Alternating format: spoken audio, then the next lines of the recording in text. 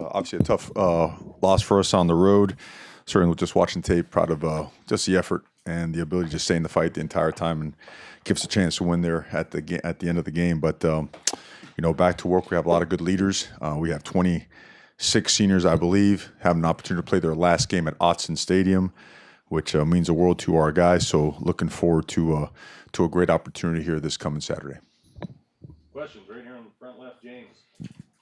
Get an update on Jake and Jalen Mario, and then elsewhere on the O-line, I didn't see George Moore travel, and since you're trying to redshirt Steven, does that leave Forsyth, Sala, Butasi as the next in line? Okay, we feel Jalen Red is healing up really well and feel he's probably going to play.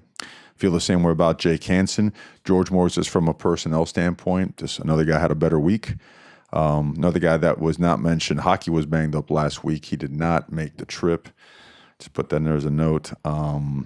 Who else did you mention from, I know KT went down late, but he was fine. Just took a shot. Jake Hansen, we feel he's going to be well as well.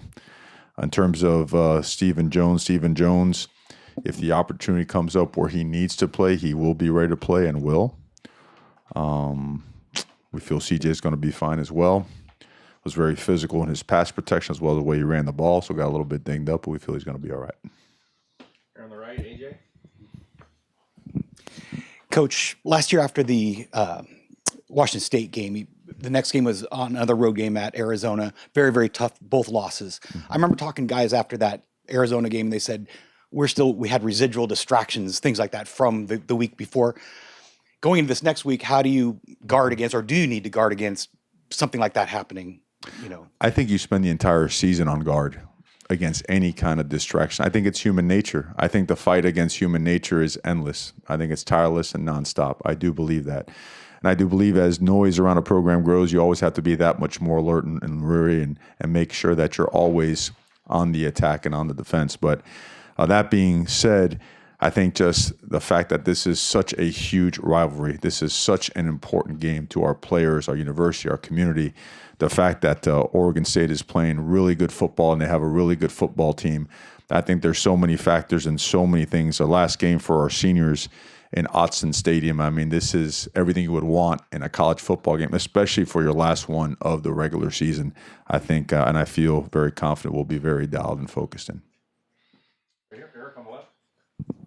Just talk about the progress you've seen at Oregon State. I mean, I think that's a program the last couple of years that hasn't been particularly competitive, but they've been really good the last couple of months and competitive in all their games and won a lot of them too. Yeah, I think they've always been, a team that has talent has always been competitive, and I have a tremendous amount of respect for Jonathan Smith, what he does. He's an excellent football mind, and I know their offense gets a ton of credit, and they deserve it because they're averaging somewhere in the range of 42. If not for one game, they'd be in the 50s for their last 4 or 5 games.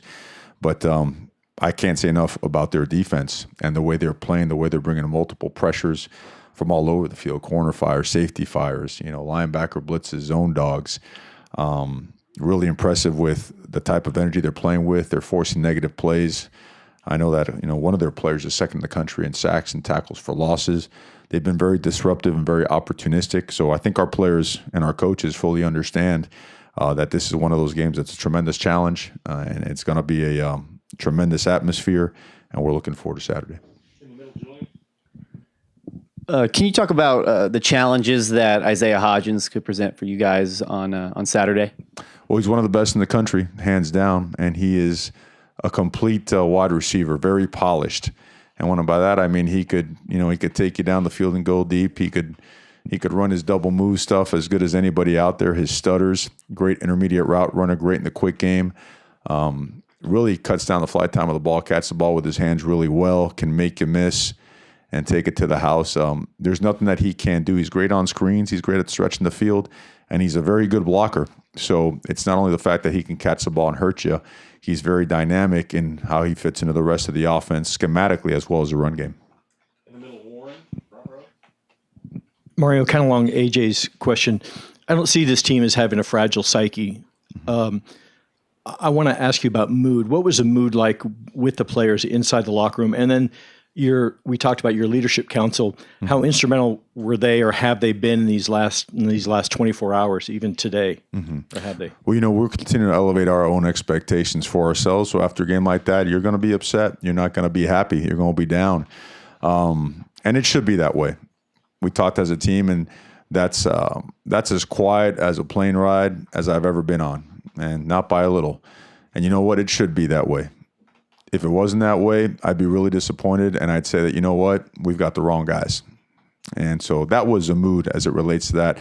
In terms of understanding that you can never allow yourself to get beat twice by the same team and popping right back into what you need to prepare for the next one, our leadership council and coaches, the team as a whole, when we meet, we recognize, assess, understand good things, bad things, things that must improve to go on and get better.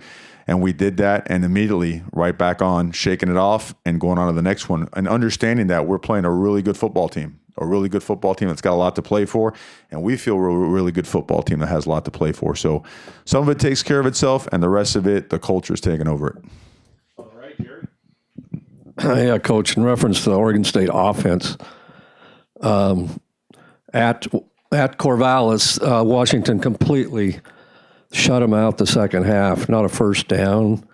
Also, Utah completely shut them down, maybe getting in the passing lanes, hands up with the defensive lineman. So how did Washington do that? Because I would think you were on par, if not better, of a defense, I would think. So does that give you a lot of hope, or did you learn some things from watching that? I assume you have. I think anytime you watch somebody else play an opponent that you're about to play and they have successes, you have to take it with how does it fit to what you do, and is it really scheme related? Is it personnel related? Did the other team just have an off day or whatnot? And it's a little bit of everything. So yeah, there's some stuff to take out of it and some other stuff where you don't have much use for. But when I look at them offensively, I look at them as a team that when they have been stopped, they kind of stop themselves. They haven't just been shut down. And maybe there was a breakdown in protection here that prevented a big play down the field, or a missed block that prevented a run from splitting the defense in that particular game that you mentioned. So, but I don't see them as a type of operation where somebody's come in and, I know Utah had a really good game against them, but overall I think that's an offense that, has had great success against everybody, and the self-inflicted wounds has hurt it more than it's been stopped. All right, AJ. Coach, let me get back to my notes here. Oh, yeah.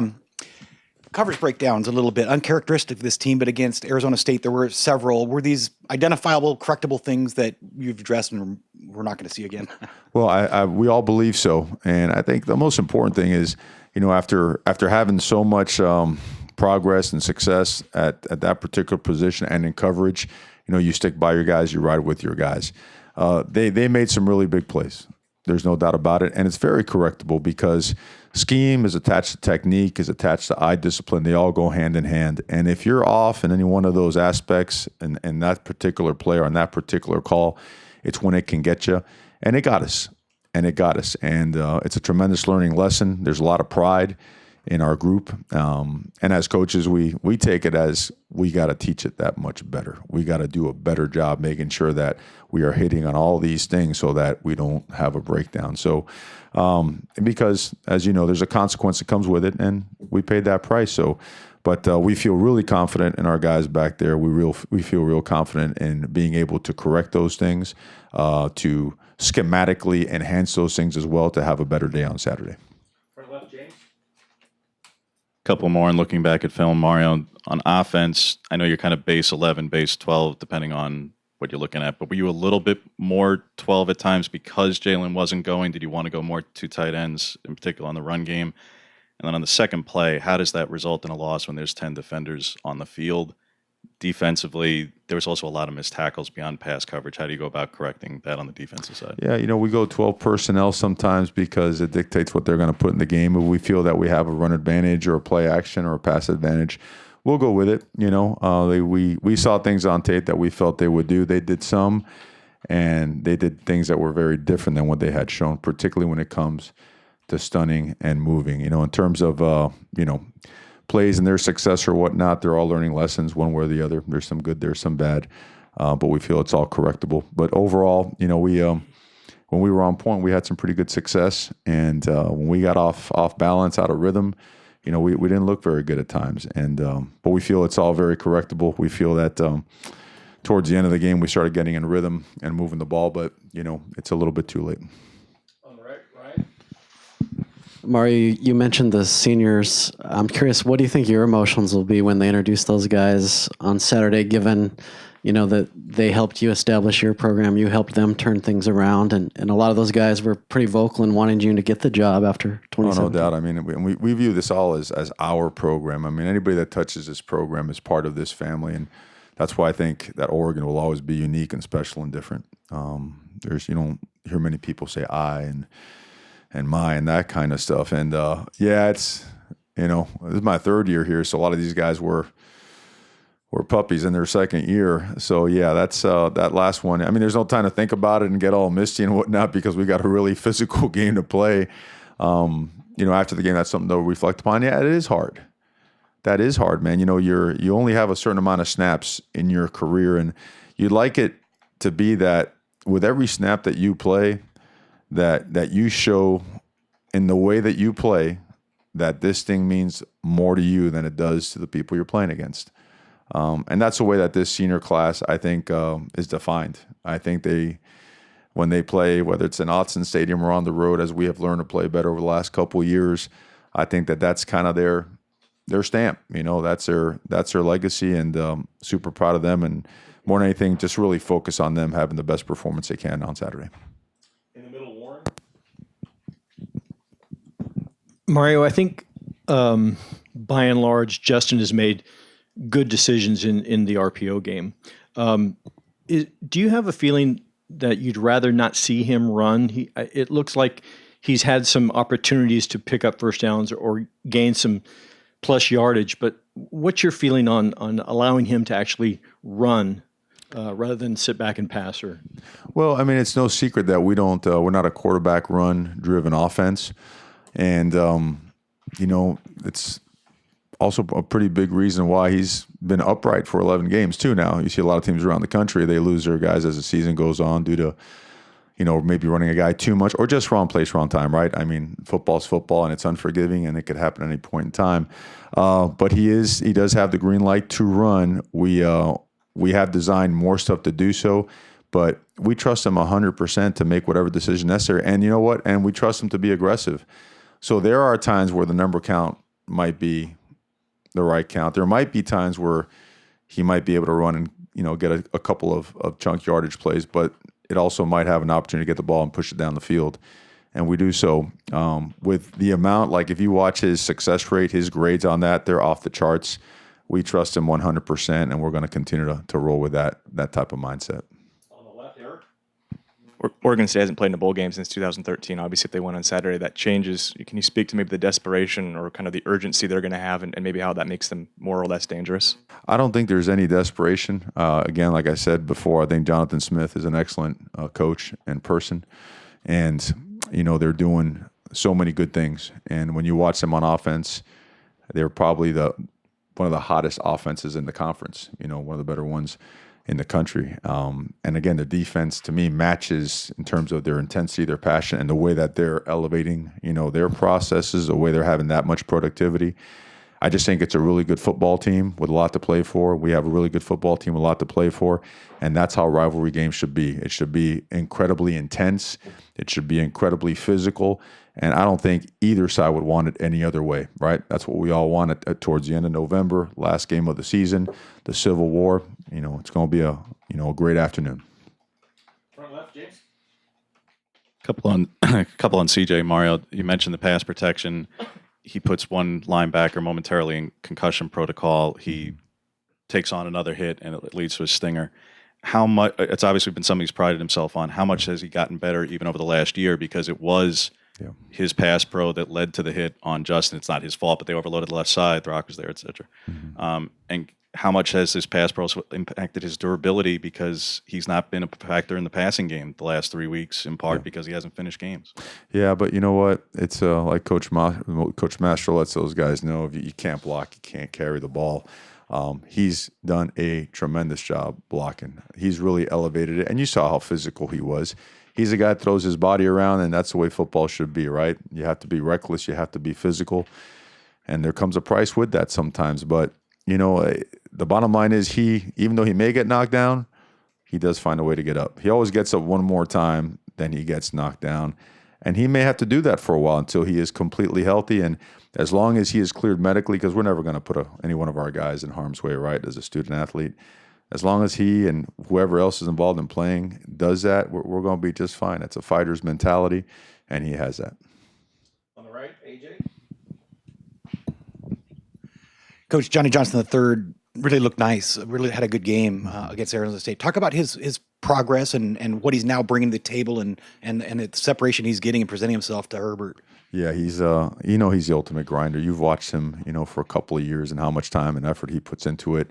And his moments are getting bigger and getting more important, and he's really capitalizing on that. He's really coming on strong at the right time. I think it's interesting to see if you watch the way the ball's been distributed offensively for us. It's like certain guys have had their returns, right? It hasn't been like one particular guy all year round, which makes it more difficult to defend. And Saturday was definitely Johnny. It was Johnny's night, and he really came up big. And honestly, in the way that the different things that were done with him, it lends us to think that he's, there are other things in the offense that we feel he could be really, really good at. So his role will continue to expand, and he's going to have a great career here.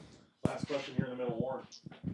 Most important question of them all. What's favorite Thanksgiving memory, and what are you guys and the team going to do on Thanksgiving Day, and do you have a favorite dish? Favorite Thanksgiving memory? I think my favorite part about Thanksgiving is that we're practicing, and getting ready for a game. What am I now? 49. I can't remember the last time Thanksgiving was here and we weren't practicing. I wouldn't know what to do with myself. I really wouldn't. So I thank God for that. I think that's the greatest thing in the world. And we will practice. We will practice and give thanks for all our many blessings.